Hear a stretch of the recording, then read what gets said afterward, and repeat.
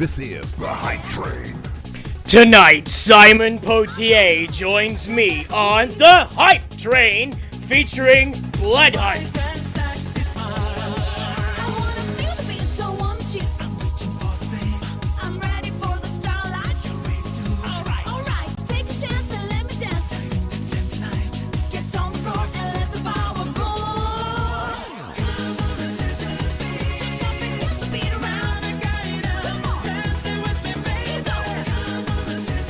Welcome aboard the Hype Train.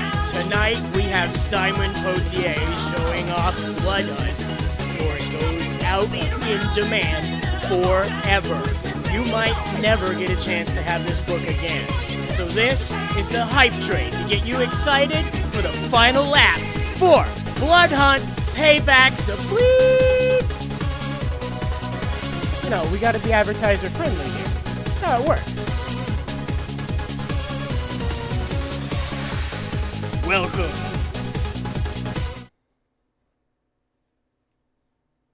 Welcome aboard, Simon Poitier. We are live, and my chat box isn't working.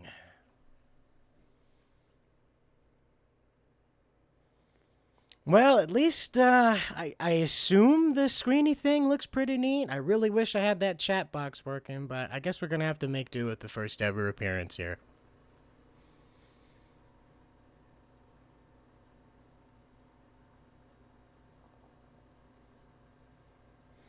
Well, I'm glad we have that delay.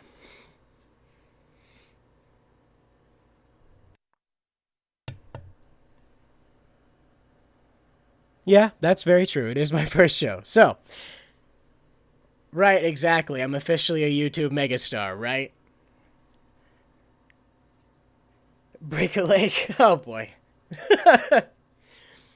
Anyway, ladies and gentlemen, those wonderful people in the audience here who may be viewing this now, later, next week, next month, or after the next apocalypse, this is the Hype Train. Tonight, Simon Poitier is here to talk about Bloodhunt, Payback's a Bleep. We gotta be advertiser friendly, you know, if we're gonna get that monetization.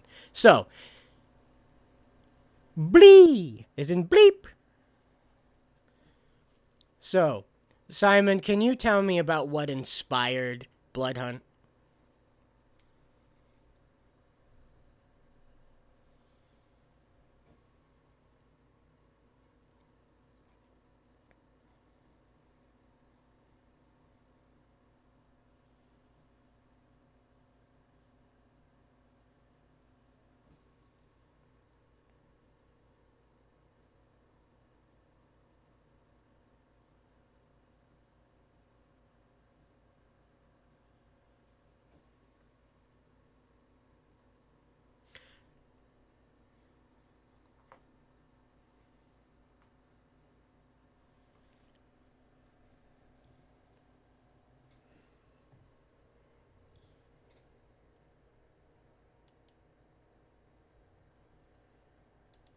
You know, Comicsgate, and on my first campaign, what am I gonna do? We gotta start over, man. I totally goofed, and I forgot to hit a button. You're now able to be heard by the audience. No wonder everybody keeps peeling out of here. Let's start way back at the beginning here. So, Simon, what inspired Bloodhunt Payback's a Bleep? So, what inspired Bloodhunt Payback's a Bleep? It's quite simple.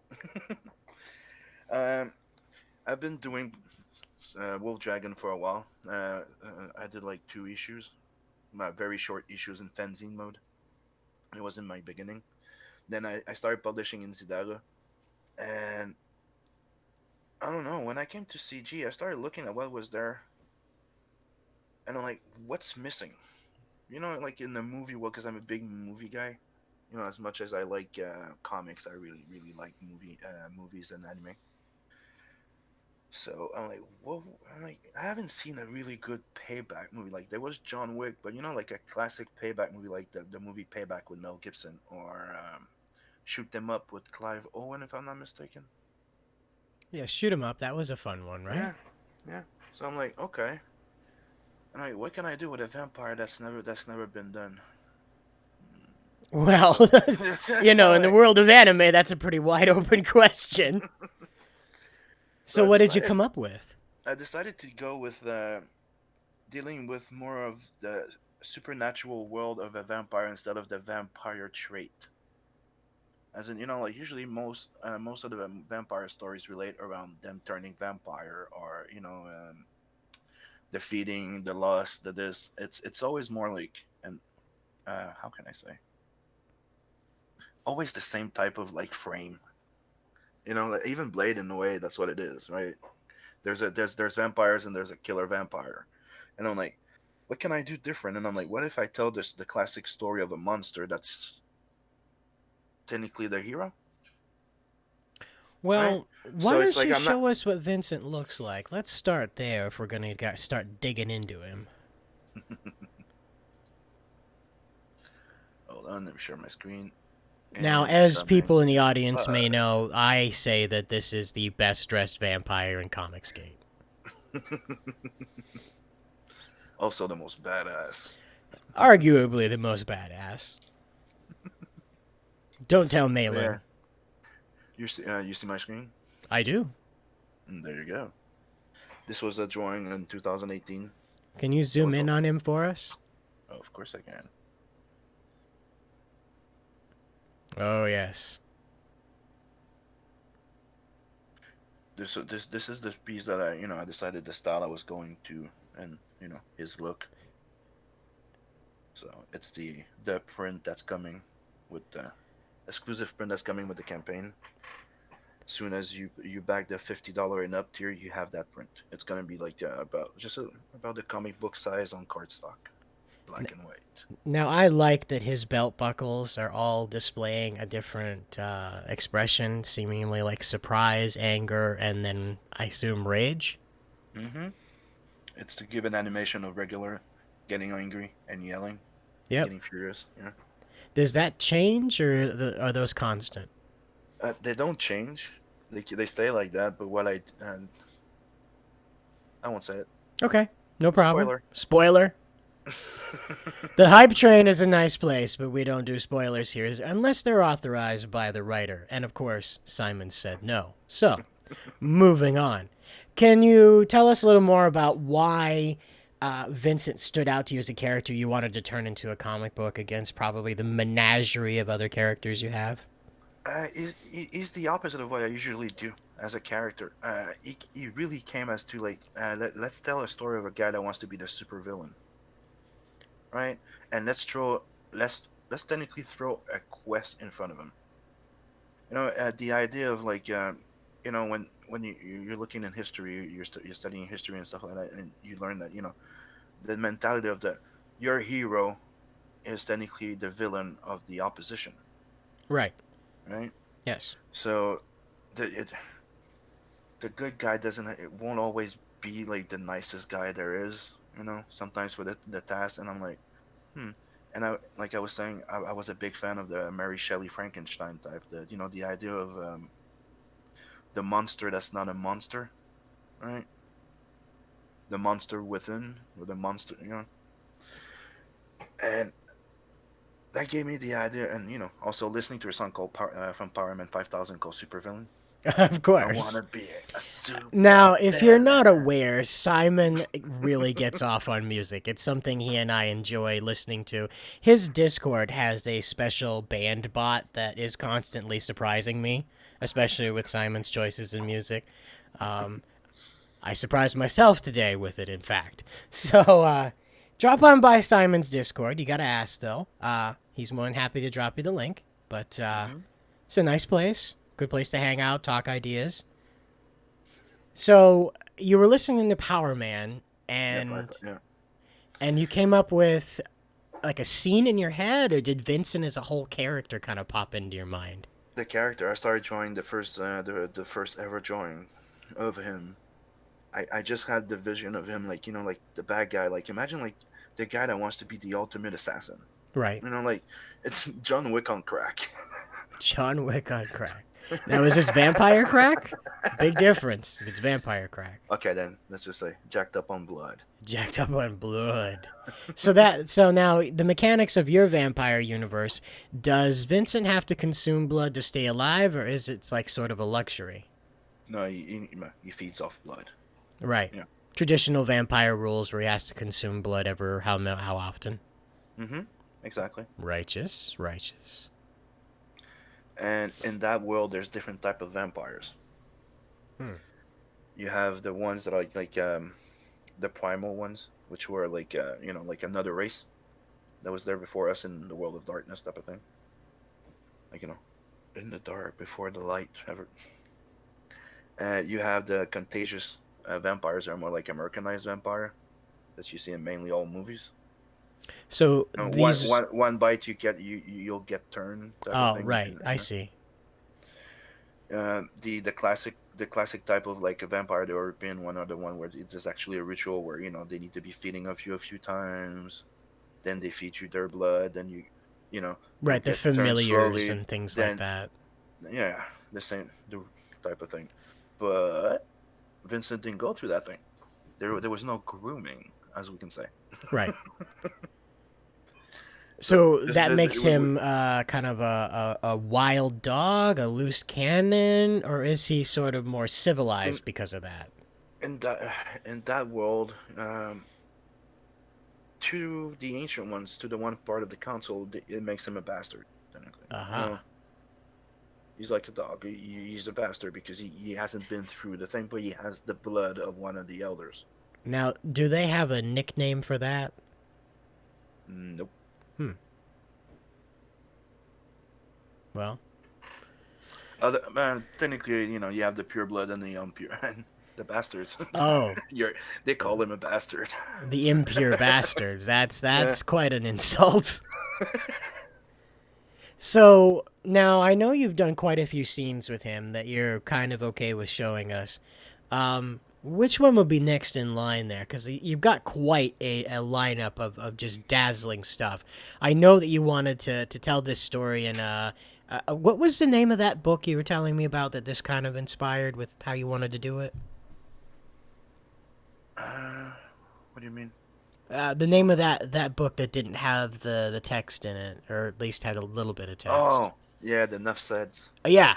Meaning, Bloodhunt really started with the idea of trying to pull all my storytelling techniques out, being able to tell a story without even the words before I even put words in it.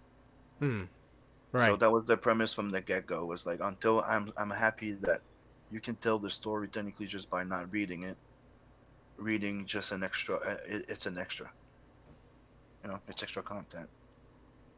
That's the approach I had with the entire laying out of it. It's a bit like pushing your storytelling, the storyboarding, the storytelling of the how you place your panels, how you everything. Now you had a scene where he was really doling out some damage there. Do you have that available? Of course I do. Oh, well, I'm glad you came prepared. Oh, this is one of those covers. There's Nat. Wow, we're letting everything out of the bag right now. Welcome to the hype train, people. Apparently the caboose comes before the fucking engine. So you want to see which page? The action. Yeah, There well, you go. he's doling out some damage there. This is when he goes to knock at the door of his big boss that betrayed and sent him to his death. So surprises the bodyguard, and this is how the fun starts. This is after he's been turned into a vampire, because we start the story he is human. So this is when he pulls out his reapers. Now, this spray effect you've got with the blood there, that takes over some of it here. It becomes a more prevalent effect as you go through the book, right? Yep. Now that demonstrates Vincent's evolution through the story. Not really his evolution, more mine. Do tell. What's that all about?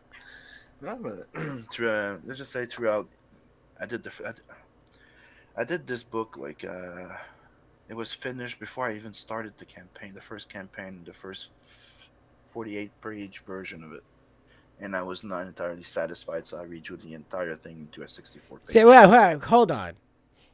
You made a book and then said, nah, I can do better than that. Yeah, Set it aside and said, 48? Nah, 64. yeah, That's what I'm doing. So yeah. I just want to make sure I got this straight. You made a book. Twice, It was good enough for twice. yeah. You made a book twice. It was good enough the first time, but not enough for you. I So I said see. I did that twice. Adam gets pissed at me if I even think of touching up a panel now. Well, hey, just look who dropped by to make sure you didn't touch up any panels. Hey, my chat bot kind of sort of works. It just keeps vanishing for some reason. And I've evolved a lot as an artist in the last few months, That's an and it shows. understatement, really. Not that you were trash before, but man, you have really just. It really reminds me of that time in Dragon Ball Z where Vegeta put himself in the gravity chamber and just Hmm. tortured his body until he became a Super Saiyan. You've really gone through a massive metamorphosis, and it's been very exciting to witness some of it and to look forward to it coming through in Bloodhunt. Oh, thank you. I'm honored. Eh, Honestly, it's what I aim for, and the the best thing that somebody like me can wish for is for people to appreciate what I do. Well, exactly. As a writer artist, this whole vision is yours. Hmm. Every last drippity drop of ink that gets put on a piece of paper for this book is going to be out of absolutely your control. Hmm. And I that's have that's I have a co-writer helping me for the dialogues, and right now it's Adam AF. Yeah. well, he's dropped in his Art City Comics to say hello. Hmm. Make sure you haven't touched up any of your panels. And make sure that I don't give too much spoilers. Oh, pulling a Steve Dye on you, I see. Hmm. Apple doesn't fall far from the tree, huh? Ah, he's a Steve Dine training. You like that one? Yeah, that's forever committed to digital film.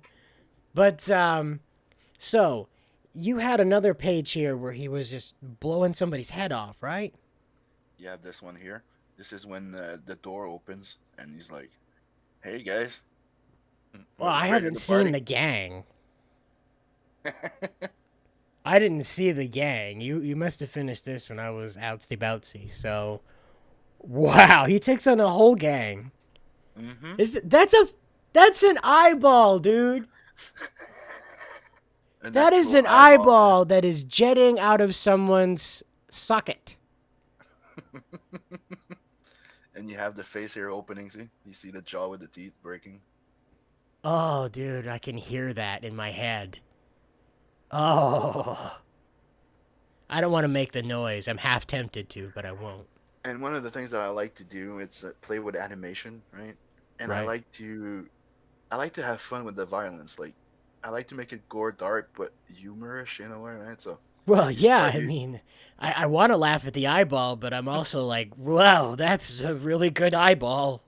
and then the next scene he just comes on sliding on the He's blood. just sliding on the blood.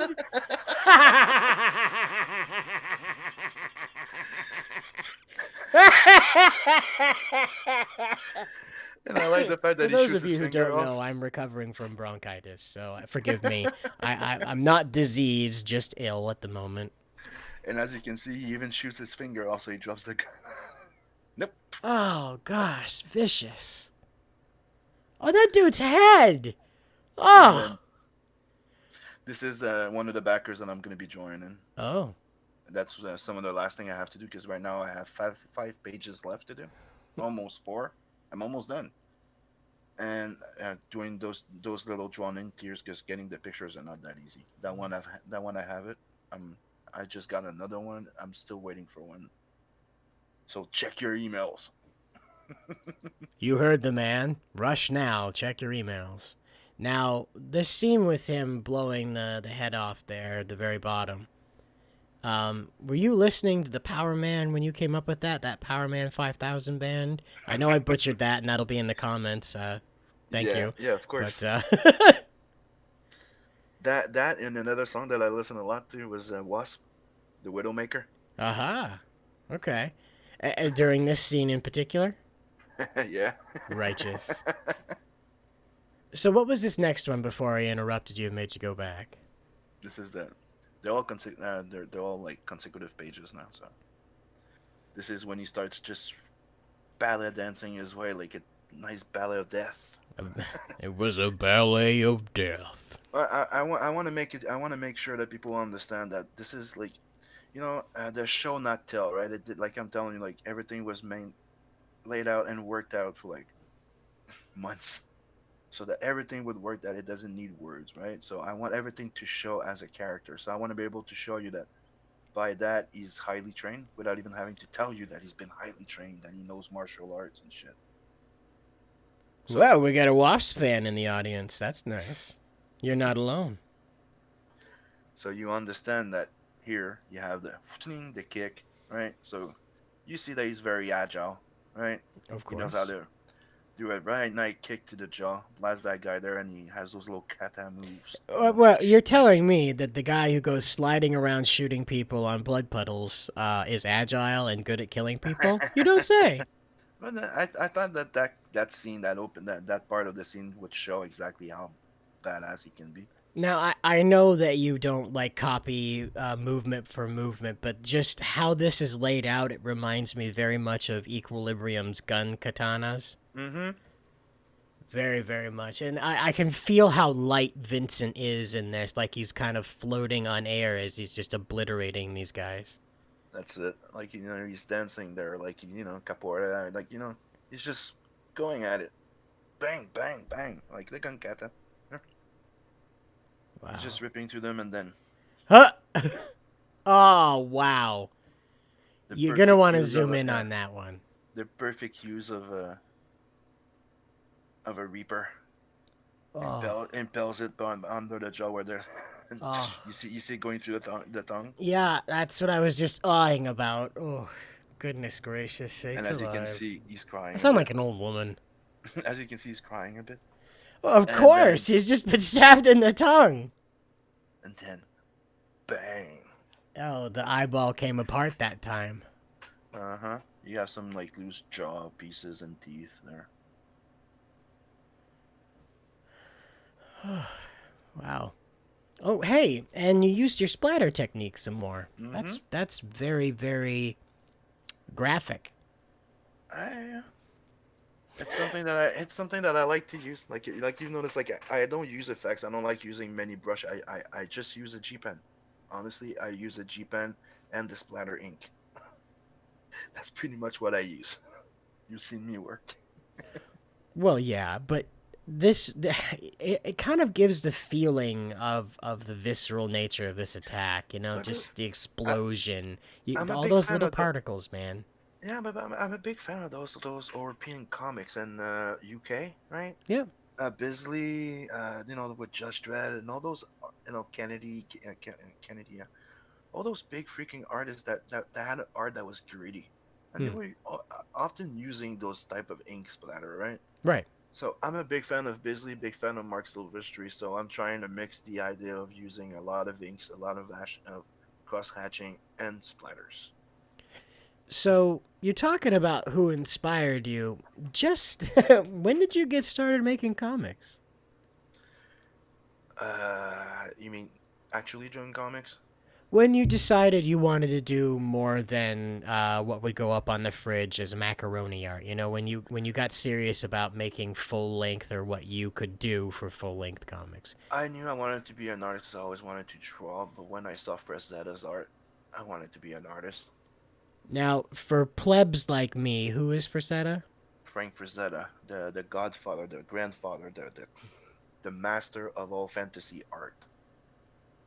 He's the one that first painted Conan the Barbarian Aha! All right, now I know who you're and talking about. the Death Dealer on this majestic horse. I love that piece.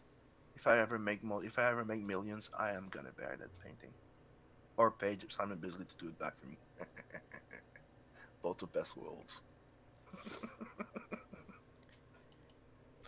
But yeah, those are like what made me want to be in comics. I was a big fan of Heavy Metal magazine, and you could say it's a mix of Heavy Metal magazine and the Frank Miller Dark Knight Return Mm-hmm. that made me want to do comics. Like I've always liked comics, but that's what made me want to do comics. Like, oh, there's more than just campy little superheroes.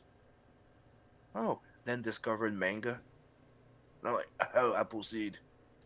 Oh, Ghost in the Shell. Bubblegum Crisis. In all Dirty fairness, Pair. Bubblegum Crisis is a slam dunk, so, just about everybody falls in love with that. Yeah, that's when my world started opening, and I'm like, I just want to do this in my life. I want to do that and do animation and movies, and that's what I've aimed my life to be. Yeah. Animation.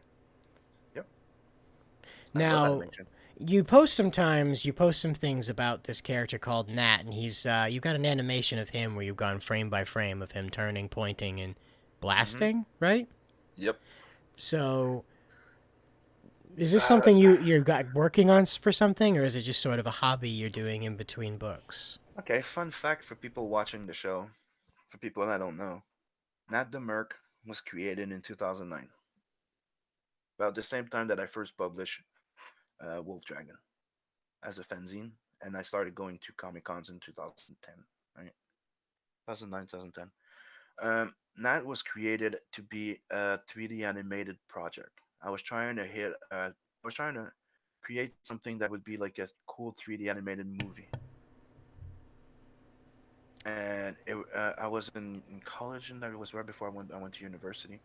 And the final project, we didn't have any. I think it's stage. I don't know if you call it like that, but when you have a student job after you study to learn Yeah, the we field. call them interns down here in English Interns, there you speaking go. lands. Interns. You don't get paid. Yeah, No. intern. So where was I going with this? Well, we were just explaining the origins of how you got your start here. Yeah, Now, I know and that Wolf Nat the Dragon. Mer, Oh, Nat, Nat the Merc. we, Okay, yep. there was no intern after, and that was the final project that we were supposed to do. So I put together and recruited a producer so that we could do like a simulation of a production for a cartoon and have a demo to propose to have a deal. And Nat the Merc was the project. So there was a team of people that did some models for me, and yeah, that's how it started. And in 2012, I just decided to bring all this to a comic. Now, one thing I've noticed with with how you're doing some of your more risque scenes is that you're kind of taking the video game route and blotting out the genitalia or the genital region and just sort of implying the Barbie Ken smoothness. I Yes and no. Like you see in my book, you're gonna see boobs. I just don't do full frontal, right? You won't see any vagina or penis, right? They're not sexual. I just won't. I want all teenagers to be able to read my book in a way, right? Well, and what I was going to say is that I Hmm. think it's a good choice. Those certain details probably would have distracted from this page. Yeah, but it's also what you're trying to tell as a story. Um, Now you have I a I'm rather already I'm risque already ready. picture of Vincent, right? That's kind of the same vein. Yeah. Here, okay. This was the two backers before I close it. This was the two backers that bought the Be a Werewolf tier. So here they're tearing. You Oh see the wow, that cartoon. guy's helmet explodes. Uh-huh. What? What? Yeah, it breaks out of pressure. That guy's So the face. snout He just breaks. that dude is ripping his. Oh, like the Helsing guys that Mm-hmm. rip their flesh off. Oh, that is metal as fuck, dude. Ah, fudge. It's fudge. It's metal as fudge. Fudge. I ruined it, didn't I? I'm It's gonna okay. get You're not. demonetized all to Nah, hell it's now. okay. You're not monetized yet, are you? Yeah, right. I'm not monetized yet anyway. Screw it. It's okay. Let's drop the fuck bomb. You're not the only one. See, there you go. Oh boy. And I don't know if you guys will notice, but I tried to give a hint that there are two different type of werewolves. Yes. Yep. So that one rips his skin off, that one just grows, and they just have a different facial expression. The snout is not the same. I like Vincent's face. He's like, the hell did I just see? What the hell's going on right here? And this is the one that you wanted to see right now. Aha, yes, yep. Now, So, lady folk who are for dropping all the by, pay for, attention. for all those people that would dare say that I overly sexualize my females, I also overly sexualize my males. Now, this is Just another example of using the shadow in a tasteful manner. It's not necessary to go into all that you know, NC-17. I think that's what we determined it would be. hmm ZNC-17 details. You remember when they had the blackout Batman's dick? You just cut it off at the yeah, chase there. but So, it's like I was telling you last time. It's like I try not to you know, if you buy one of my books, you should be expecting something that if you're going to see a Quentin Tarantino, Robert Rodriguez movie, right, the you know, tasteful nudity. you're gonna see some boobs, you're gonna see some ass, but the privates, well, they're hidden. Look at the I size of that bed. My gosh. Oh, did you see her? There's a wing to some of my friends' campaigns. You did what? Doom Fate, I see Oddity, it. Graveyard Shift, Magic Cop, Super Harem, and of course, Of course, vestige. Vestige. Because he's a high-end assassin. He makes a lot of money, so of course he's gonna be one of CG's wells, right? Absolutely. There you Now, go. do you want to explain some of the tiers over here in your campaign? Yeah, we could. But first, I'd like to show this though. This is the first version of the colors of my first campaign of the cover, Mm-hmm. and this is what I did after, with some That is pointers from quite an evolution Cal. right there. Oh, that's not even the final one. Hold on. Oh, I'll go see the campaign. Because that was what I did, and then Cal came in and goes, put a blue U in front, and then play with the ambient light. It turned out really well. Mm-hmm. And there you go. Other pages you wanted to show. Now, these are toward the end. We don't need the context, but I really like how much control you have with perspective. These particular pages really highlight just how you understand how to broadcast to your readers, to the eyes on these books, just exactly where Vincent is, the placement of these characters, and it never seems to deviate. I just really admire your perspective control, man. Thanks, because it's something I worked a lot to get, because it was one of my weaknesses. You know, Michael Turner, when I met him the first time, he told me the story when he met how he got his first job, and when he met Mark Silvestri, and he's like, he used to complain that his buildings would look like boxes, like Kleenex boxes.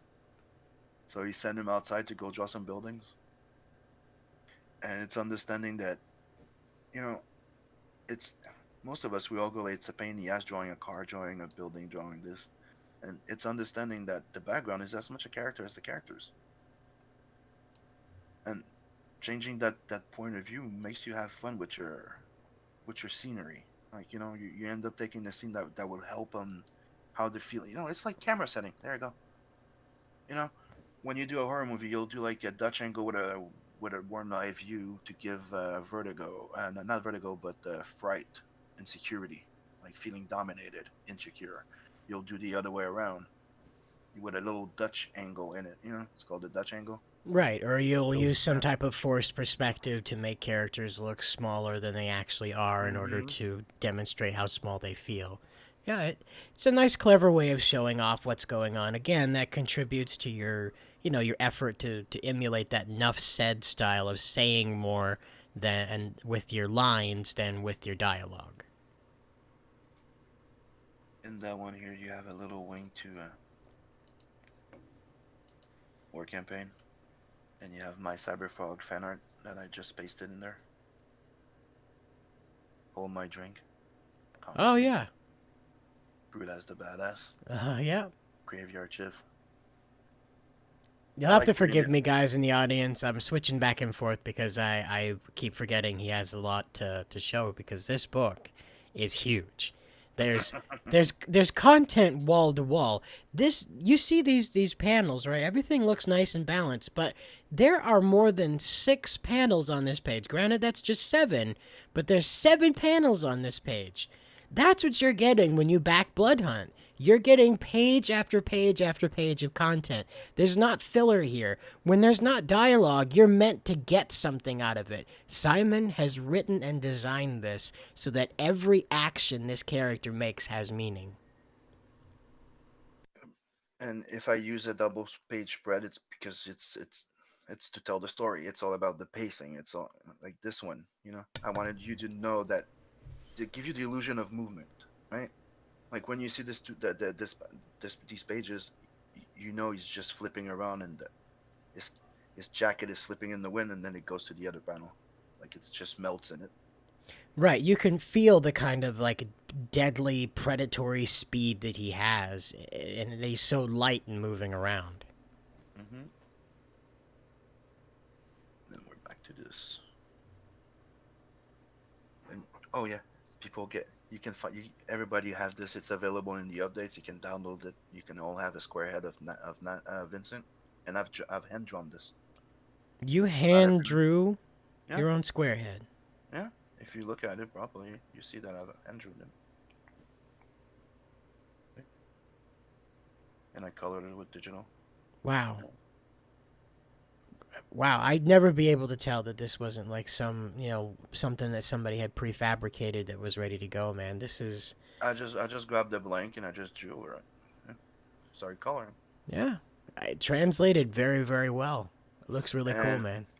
for anybody that wants to do it, don't forget that when you make him, you have to slice this open with an X-Acto so the chin sticks out because you have a pointy chin, and you do the same for the thing here, the little bang there that he has, and it'll stick out, so it'll be cool. Little bolt bang. Yeah, because he does have a pronounced little chin. So yeah, that's about what I'm gonna show. There is 64 page, 68, 69 pages now, and I can show. Oh yeah, 69 pages. You heard it here. And if you go through the campaign and all the updates, because there's many, there's at least what 15-page sample, 12 to 15 about. Mhm. Mm-hmm. Are you broadcasting from a restaurant kitchen? No, No. Keep hearing the clattering of dishes in the background. somebody just finished eating in the kitchen. Oh, they're doing their chores like good little children, huh? Yep, they are A raised master well. of art and children, I see. Yeah, I live with 4 kids. Don't need a So, kitchen. we're taking a look at your campaign here. Mm-hmm. And what is someone getting with a digital copy? Because that's a big kind of like the big push right now with a lot of consumers is they want to have a digital option with their physical option, and some creators are kind of hazy on it. It's nice that you've got the digital. So, Yeah, what I got comes a with that? digital. I got a digital. Nothing comes with it other than you're just gonna get it at the end. I'm sending the digital copies last to let all the people that back the book physically, let them have their book before I send the digital. Right. I'll give like maybe like a week or two, like space, make sure that they get their book, and then send digitals to everyone. Boom, everybody that buys from digital, even if you just you bought the book at 25, you get the digital. Now you're offering an original art tier as well. Yes, you have two. You have one that's I don't know how I called it again. Uh, where you get a 8 by 11 or something sketch of Vincent, and the last one is 300, and that's an actual 11 by 17 commission art of Bloodhunt. So you'll get a Vincent. And now you are still in demand, correct? Yes. And the in demand is expiring, or are you closing it in order to close the campaign and move forward with fulfillment? Um, when I'm ready and technically the orders sent, right, and I get the book and I start fulfilling, the campaign's closing because all covers in there, all two covers, because there's two covers to this book, are exclusive to this campaign. So when I close this, there's no more of these covers done. The colored cover is an homage to Vash the Stampede from Trigon. That explains the pose on the sitting on the cadavers. And there's a black and white cover that's a wraparound that I've taken out. You used to be able to buy it individually, but right now you need to buy the 50 pack tier and up to get it. Little exclusivity for people that back me early. So if you back the $50 tier, you get the colored exclusive cover, and the variant black and white cover that's also exclusive to it. Well, I appreciate you letting everybody know that it's not for kids. That saves me the trouble of having to mark this video not for kids later. Yeah, So, they made me remove the old one I used to have, but if you zoom in on it, it I says mature, and it says there, no safe zone, not this, not that, and at the bottom it says not for wussies. aha, of course. Now, you said that these covers are exclusive. Is there a Yep. plan to continue Vincent's story right now, or are you kind of waiting for the audience response on that? A bit of both. I do have an idea of doing, an after campaign plan for Bloodhunt, except you'll have another cover, right? Right, I because you want want to to, protect the collectability of this round with Bloodhunt. but that was the idea. Is I wanted to offer something exclusive to the Yeah. people that were backing me from the get go. So there's gonna be another cover, and that's gonna be the final one, and that final one's gonna be the one I'm gonna try and distribute places as much as I can, right? I have two sequels planned for this. I planned it out as a trilogy, a bit like the Cornetto trilogy that was done with Shaun of the Dead, Hot Fuzz, and was it World's End? Yes. So Good job. it's I wasn't going to interrupt you. Good job. it's like me taking a vampire and giving an homage to all three type of action movies that I love. So the first one's a payback movie. Second one is like you know the rise and fall, and the other one's redemption movie, right? The Hmm. three typical type of action movies that we have, and that's why I'm like, what's never been done with a vampire? Well, that. I can even hint that the third chapter it's sci-fi, so I'll leave it at that. Perfect. It's You that. don't It's want to that. It, upset your co-writer/editors. They yeah. get testy about that. But hey, it'll entice people to want to get me to that third chapter. Because last thing I'll say is like when I say sci-fi, I mean cyberpunk, and it's gonna be fun. Now, um, we see down here there's stretch goals, and Hmm. I see that you have already passed. Yes. So, So that's why now there was 4 extra pages of story added to it, which was technically two deleted scenes that I hmm, cut out before yep. for trying to fit it in a 64 page. So right now they're already drawn, they're already back in the book, but it's not 4, it's 5. So the book is not 68, 69 pages. Like I was number 69 on the top 100, 69 page. It's almost like a prophecy. That might be your lucky number, mister. You ought to play those in the lottery. You know what's the funniest thing? Yeah. The first ever story I wrote for the pilot of Not the Merc, Uh the one that I did for college, and it was the introduction of Loani and Nat, and it was called Planet 69. huh. It follows you around, man. That number follows you around. That's for sure. So yeah, everybody gets those extra pages in the book, and I'm doing 40 sketch cards, and they'll be randomly put in somebody's book. And because of the 5K stretch goal, everybody gets a Bloodhunt sketch card. Not sketch card, the business card. Yeah, Vincent. Vincent's Yeah, business card. Yep. yeah, I'm trying to read on the screen and I'm not seeing it. So I'm going to the campaign. I'm scrolling through things in a hurry, not necessarily to like overwhelm people, but more to tantalize folks to No, go take a because look for themselves at just really awesome stuff. What you saw on screen here is just kind of a fraction of what's available here on the campaign page itself. And not only that, you can see these images in stunning definition. This is some very high quality stuff to be stuffed on Indiegogo's servers. I'm surprised you managed to make it fit. You're constantly surprising Discord. yeah, it's always too powerful. Everything I draw like 11 by 17 by 625 DPI. Right. And poor little Discord doesn't know what to do with that. Nah, I just want to add something though. If we succeed reaching 10K before I close it, every physical book backer, everyone that has a physical book tier, Mhm. gets a sketch card. Everyone. Every physical book backer.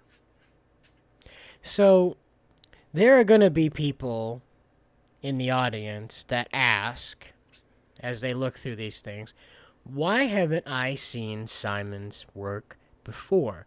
Why hasn't Simon drawn Batman? Why hasn't Simon done Daredevil?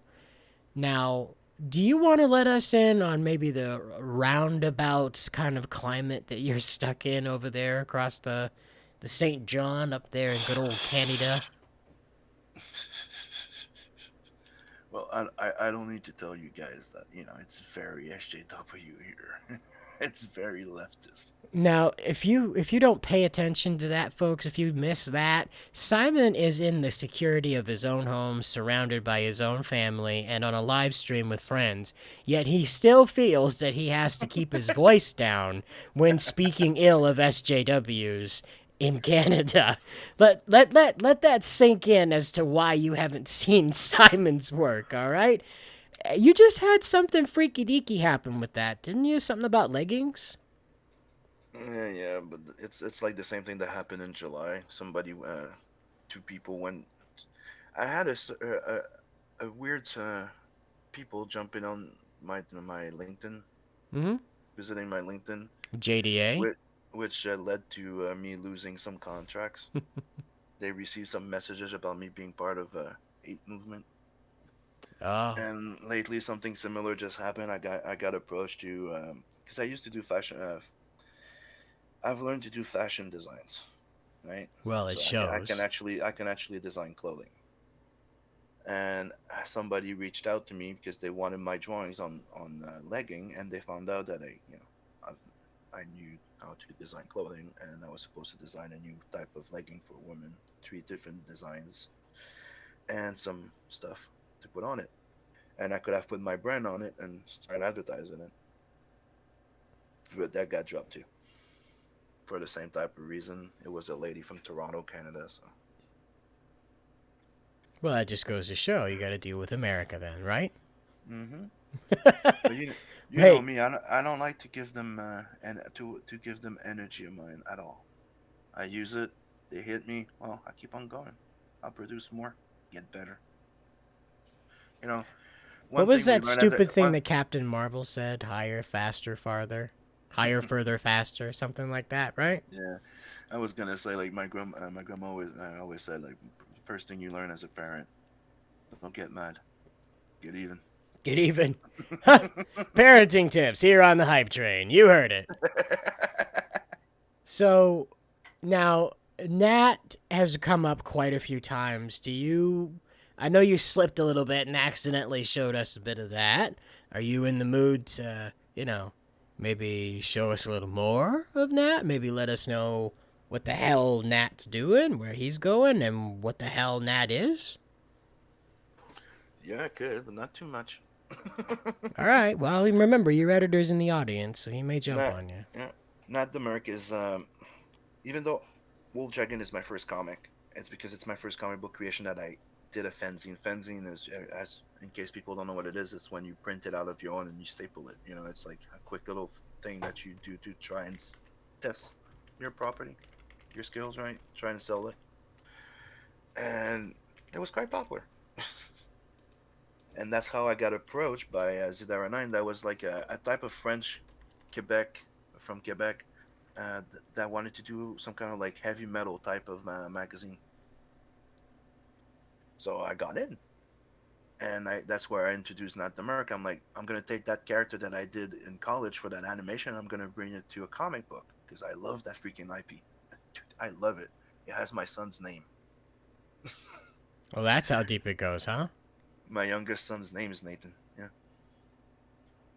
It's the same thing for Wolf Dragon. He's not. His name is Logan, and it's not because it's a wing to to Wolverines, because Logan's Logan, my Hmm. son. But Now, Not the Merc is try and summarize it.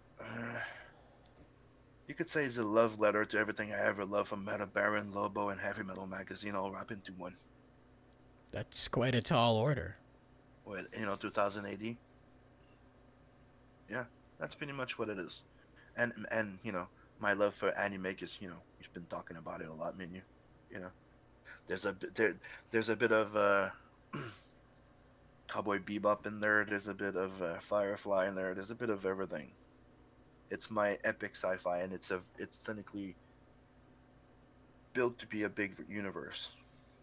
You see those three characters there. It's like they're not a team. Not is the story. When you follow Not the Merc, you follow Nat and his dad. His dad is a droid that saved them. We used to be an assassin droid for the Federation, and he's technically been a merc since he's been a kid. Nat. And in there, he's met Rose, and in there you meet her. She's the pirate of the Queen Pirate, and you have Luani, that's a fully synthetic being that's never existed before. So the entire story is meant that you follow Nat in his adventure, and he has a friend called Zed that you're all gonna meet soon, because I haven't really shared him that much, other than the previous pages of the story. But there was three stories of the Natverse published in Zidara 9, and two unpublished, and that's all going to be part of the Tales of the Natverse that's going to be launching in March. So you're going to be able to discover everything that I've done of Nat bef- before I actually launch the full campaign of the Nat the Merc series, which I'm planning it to be a 3-part miniseries. hold on now.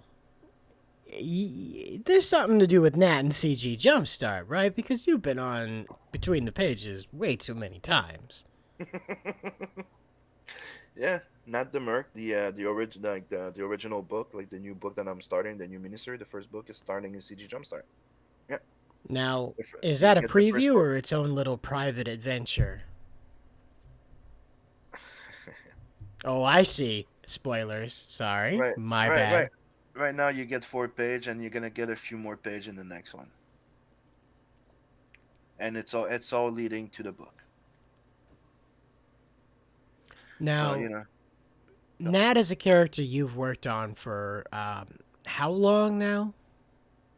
I first created him was 2009. Yeah, Wow. 11 years you've been toiling away with this guy. yeah, Now, I can see that you've designed him over and over and over again. He has that refined, like almost perfect rendition from your mind look, you know? I'm very impressed with your fashion design sense as you kind of peeked into the future of what like an outlaw or an outsider would look like in space. yeah. And when I decided to pick his color, I really went with the. Remember when I told you laughed your ass off? Yeah. The color picking was to. I wanted him to look like a hot rod. Yeah. You nailed it. He definitely looks like a hot rod. But I also gets like some Captain Harlock feel from it too. So that's Exactly. Yeah. there's just a lot of familiar good feelings to invite people into Nat, just like you had with Another one Vincent. of the another one of the inspiration in it. There's some, yeah, dude. I'm a big fan of Captain Harlock. You know, there's there's Bebop. There's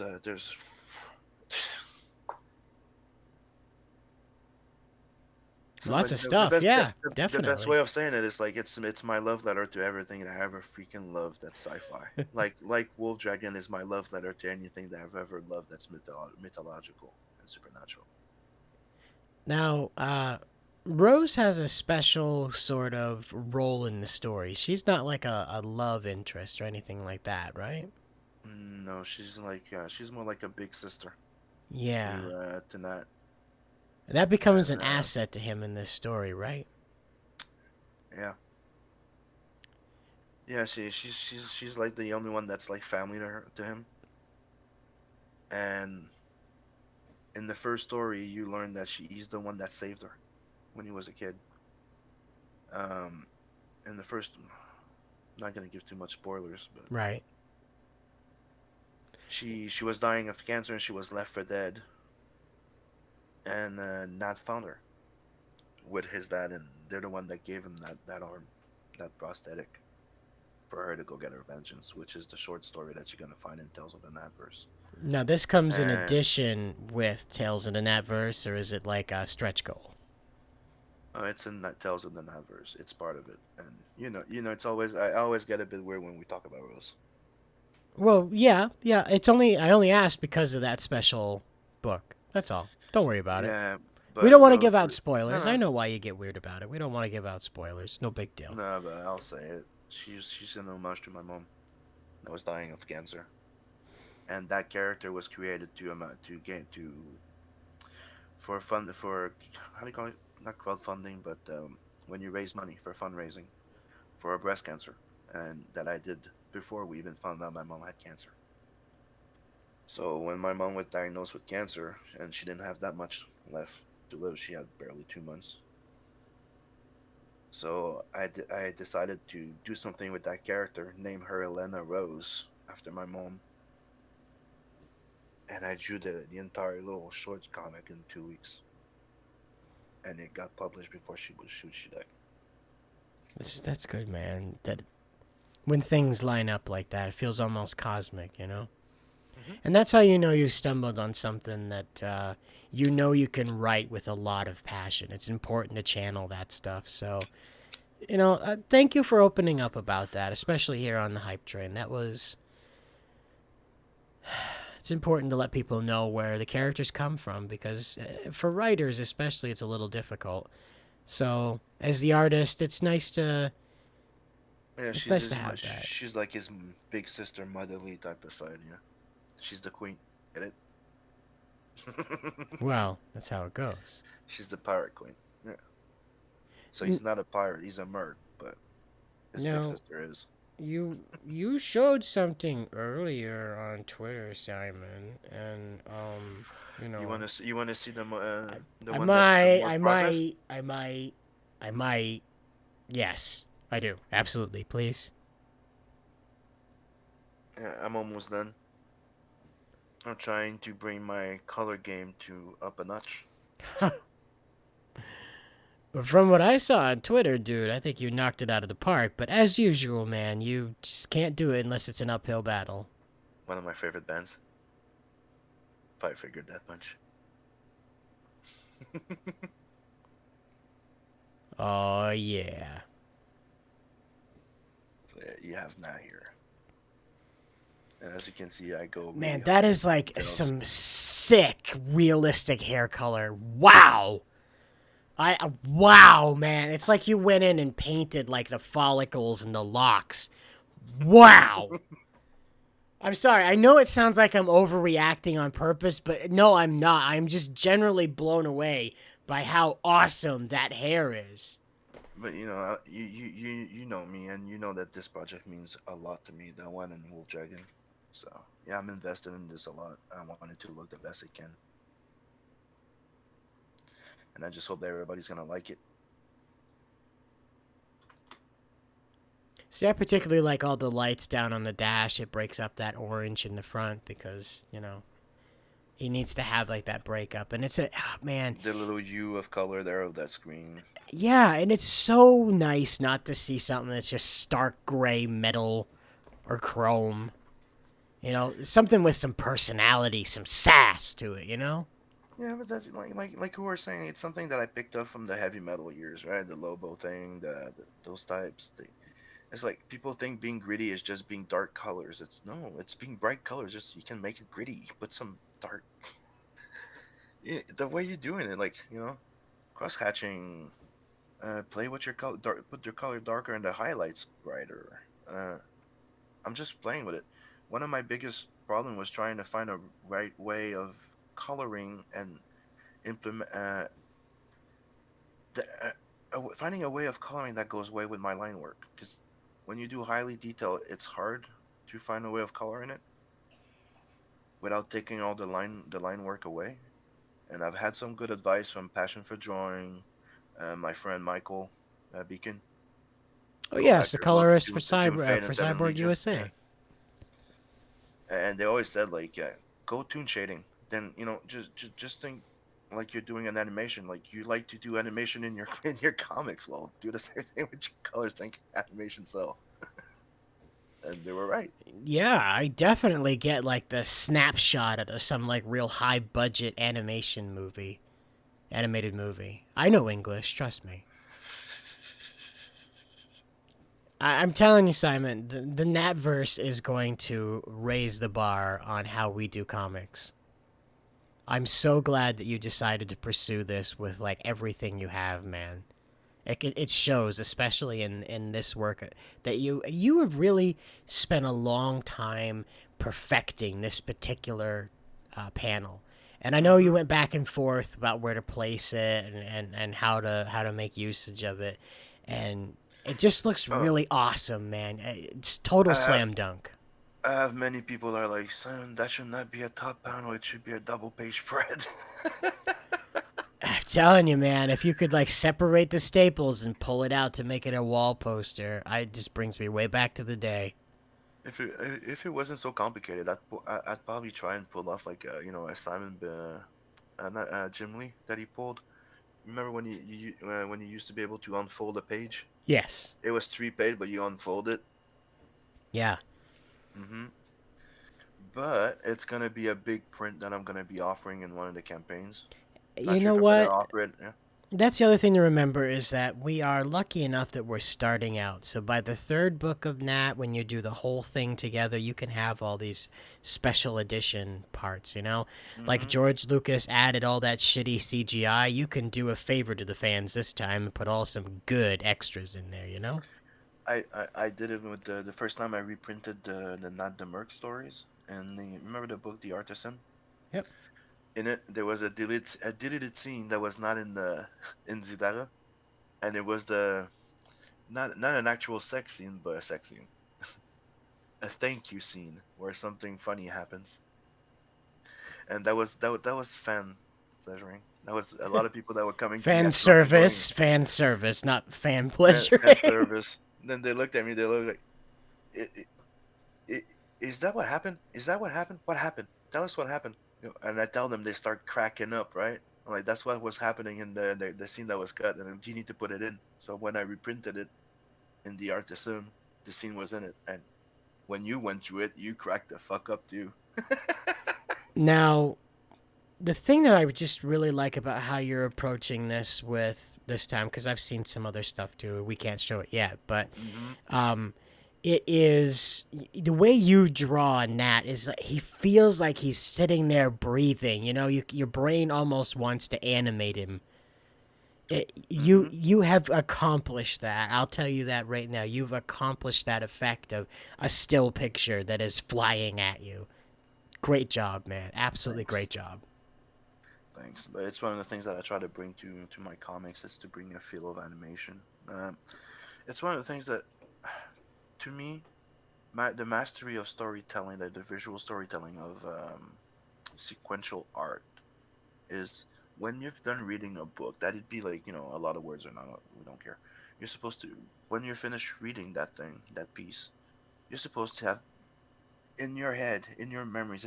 It should be like having a movie in your head, like you've just watched a movie or something, not read a novel. So I like to think that when people finish reading my comics, it's like they have a movie in their head. And so far, from what I've heard, that's why people like my books. Is that they have a feel? It gives them the feel of watching an animated movie, highly Now, detailed. I keep saying that. I gotta break myself of saying now. Um, You have the Wolf Dragon as well as a property you're continuing developing. Yes. Is there a little teensy bit that you'd like to show off with us, or maybe you'd like to keep that under your hat for a little longer? The one I showed before. Give me a sec. Sure. So, jump on over here while you're digging that up, and we'll check out Indiegogo.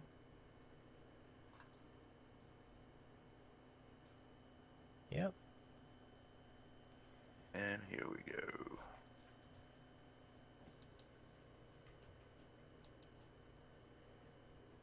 Wow. Wow. I see that you brought back that kind of a spray effect with this.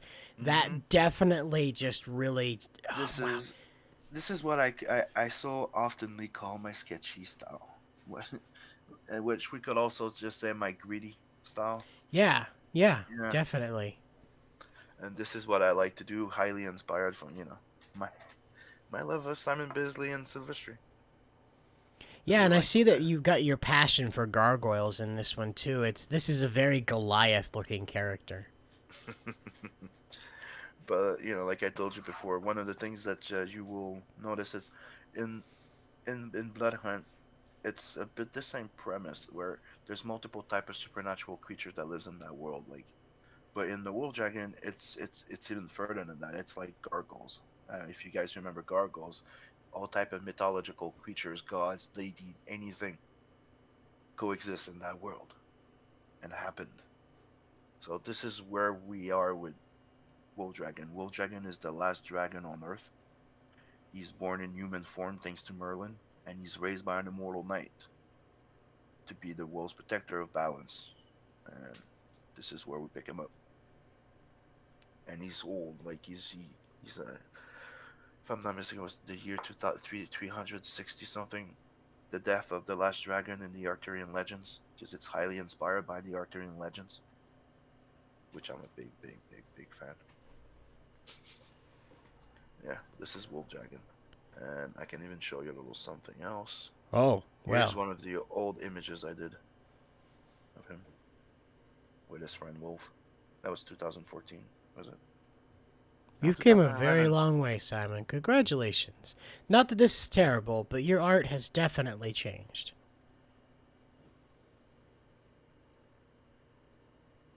Yeah, Wolf Dragon's coming back. I'm starting preparing the return of it while I work on the Merc.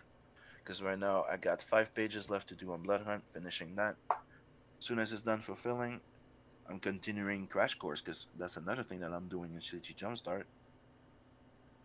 Now, Crash Course is a team up book between you and Mr. Gat Hanzo. Yep, we co-created, co-writing. Yep, Yeah, and and you here's the cover. have. Wow. Wow. That is straight out of the 70s, man. That needs some of that Tarantino font, man, and some weird funky music behind it. But that's what I wanted. I wanted to have a. It was Passion that suggested. He goes, you should look at those old type of like retro movies for like racing movies and stuff. Yes. You should go Yep. like Cannonball or something. I'm like, okay. So I pulled out everything I could find and just started looking at them. And I'm like, what can I Can do? you zoom in on the smoke you've got coming off the tires, the dust?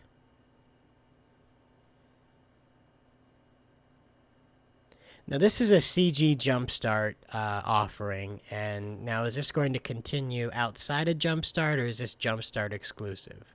This is actually an ongoing series in CG Jumpstart, and there's gonna be a book after. Yeah, Okay. and we also have a sequel plan if people really like it. The idea is that we keep bringing it up a notch, and I can give you a good example without giving you spoilers.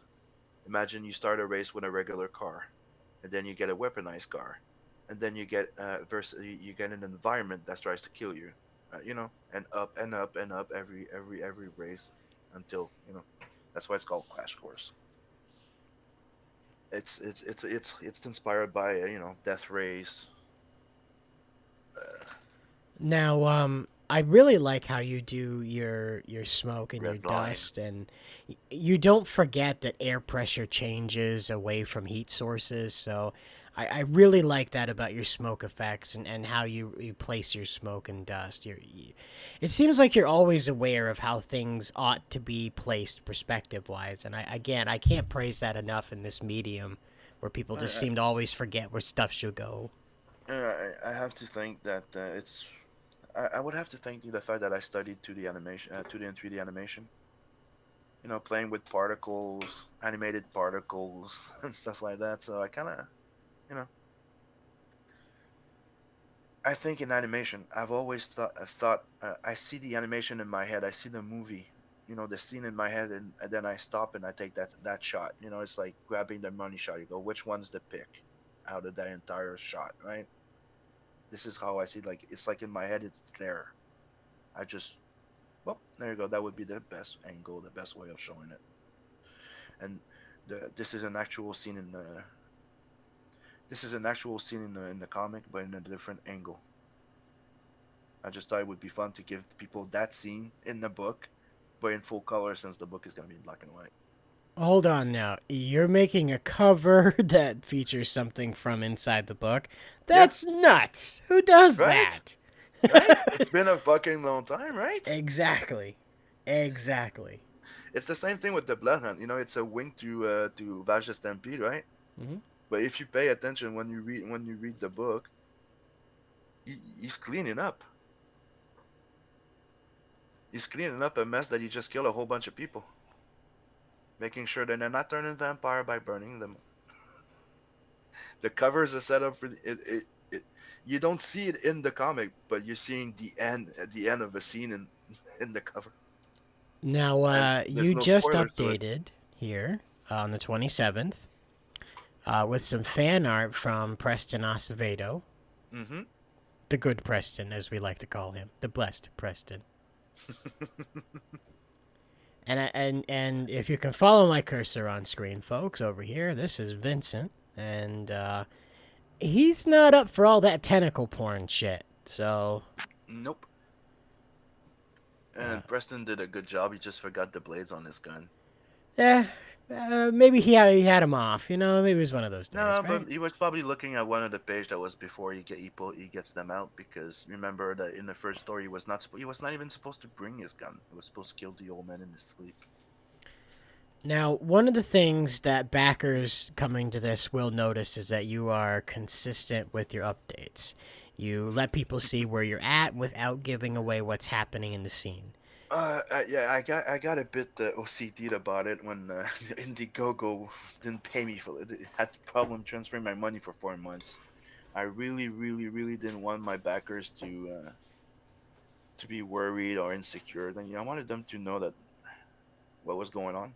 So I kind of got really like into it, and I kind of enjoy it. It's like I make sure that I try to make one like at least minimum once every 2 week, right? I never go a month without, so at least once a week, every 2 week, I do an update, and I like to show stuff to them that's coming like this, the big werewolf shot. You know, I I I. I want them to build the hype too. Also, like I don't want them to go like, "Oh, I have it and put it aside." No, Right. look, here's the progress. This is happening. I got slowed down because I'm waiting for my money, but I'm still working on it. Here's the progress. I'm also working on this. Check this out. Right. I'm And I, for I- I'm using that to communicate with them, but I just wish they could answer. It's they can just like it. I wish they could answer back. You for know. those who don't know, Simon ran into some trouble with Indiegogo and how they process the payment after the campaign closed. International things are screwy, even for such a friendly country and like brotherly country as Canada. So that's what delayed everything, was making sure that everything was straightforward so that the books could get produced. That's what Simon's talking about getting his money, is getting you your Mhm. books. And even there, it didn't really delay me that much because remember when we extended the campaign, I extended the delivery date from November to December, and I was told that never fulfill in December and January. So I'm like, okay, let's be safe. The book will be ready in advance, but everybody will be fulfilling in February. So even if I was delayed, with that weight. I'm still gonna hit the February. It's getting printed, and March is getting it shipped. And now, for the folks watching this, perhaps later, when are you going to be cutting this off? Around the end of February. Yep. I'm planning of having all my copies in hand by the end of the month, so I could start fulfilling and doing everything by March. Yep. So, is there anything else you'd like to tell us about the Bloodhunt campaign, Nat, Wolf Dragon, the CG Jumpstart? Yeah, if you've heard of me, so a lot of people are like, "Well, we didn't hear of him," or "We've heard of you a lot, but we haven't seen your book. What's happening?" Because I've been working for the last year to getting Bloodhunt to, because I've totally redrawn the book twice since. I ain't joking. Ask Adam. It's like the third version of the book. Well, folks, you've heard it here. Back it today before the fourth version comes out, all right? You've got to own this now before the fourth version comes out and completely changes everything. You want this piece so that later on you've got it to say, I have the third version, because 1 and 2 are probably never going to come out, all right? And one thing you need to know, you're getting that book. That book's getting done. There's gonna be Nat, which is a cool universe that I'm setting up, and then after that, it's Wolf Dragon. I'm not going anywhere. I'm building a little universe here. Exactly. This is something to remember about what Simon is embarking on, is he's making sure that he's creating something that has longevity. It's not just here to service a campaign and then disappear forever. No, I'm here to. Nat is designed to be ongoing, like it's an ongoing of miniseries. Uh, Wolf Dragon is designed to be the same thing. It's I come up with a good story. I don't want to mass produce them. I can do at least 3 to 4 books a year. Easy. So one book of Nat, one book of Wolf Dragon. And alternate them. I have a good idea for that one. We'll go with that one, and do a blood hunt. And as you know, Cider, I have many other stories. It's quite astonishing, folks. It's quite astonishing. And this is coming from the Tolkien of indie capes. So, Dude, we were talking about doing a manga. Me and Gat, we're supposed to do a manga about a samurai, and we just went on a bender of 5 minutes. Of imagine if we did this. Imagine if we did that. What if we did this? And Crash Course happened. And the right. same thing happened with me and you, Cider, the other day, right? Yep. Yep. But we ought to keep the Nitro Knights a secret. Just tease a little bit with the name, right? Yeah, which is yeah, Transformer Hardcore Cups, Mm? because we're coming for your asses. Well, I'd like to go check out the Graded Point 5 stream. And I know we're not pulling a Oh, gigantic yeah, audience right now, but I would like to go see what Optimus and the gang are up to. So, that was fun. folks, thank you very much for joining us on the Hype Train. Simon, I really appreciate you coming out here and battling out the first episode with me as I goof up. My pleasure. I hope you have Always a good fun. night. You too. Talk to you later. Until next time, folks, Thank you, we'll see everyone. you again on the Hype Train. Thank you, everyone. Bye bye.